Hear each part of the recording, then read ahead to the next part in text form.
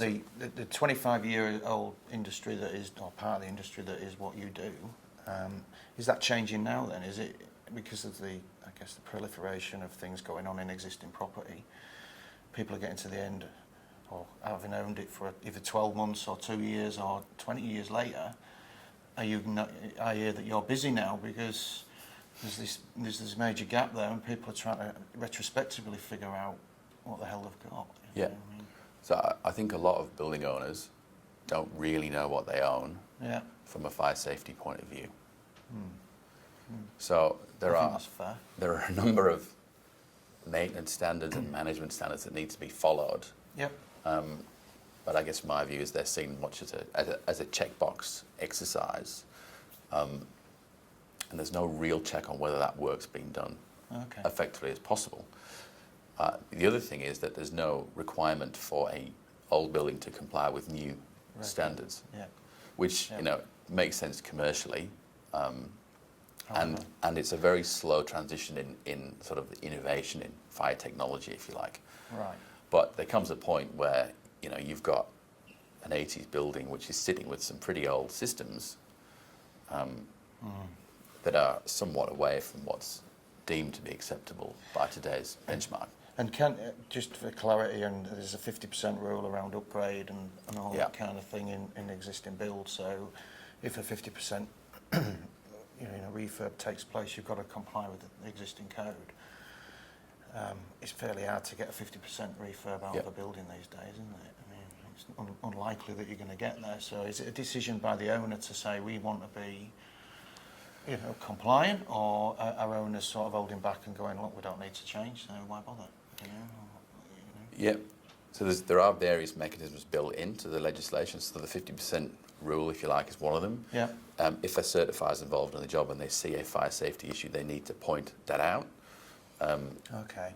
Right. There's also the fire order route. So there are ways of catching these buildings, but it's not a well-policed system.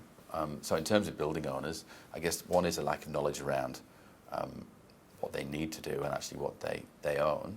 Yeah. But it's probably it's a very good conversation to have with particularly large portfolio owners who aren't just carrying one risk; they have a number of risks in that asset group. And one of the things we recently saw was that there's obviously from the owner's point of view, there's a need to make sure that any AFSS, annual fire safety statement, testing, maintenance regimes and all that kind of stuff has been approved by somebody on behalf of the landlord.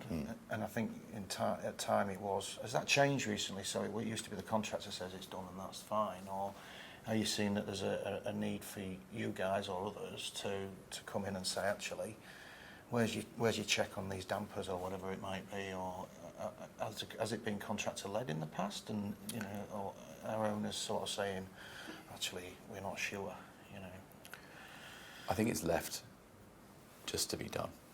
It's just anticipated it's being done. I think that's the approach. I mean, we've recently had the competent fire safety practitioner stuff brought in. Yeah. So there's an acknowledgement that the people doing not only testing existing buildings, but also into the design phase, need to have some demonstrated level of experience and also technical training. But that term's not well defined. Right. And when it came in, it was largely left to industry to decide what that meant.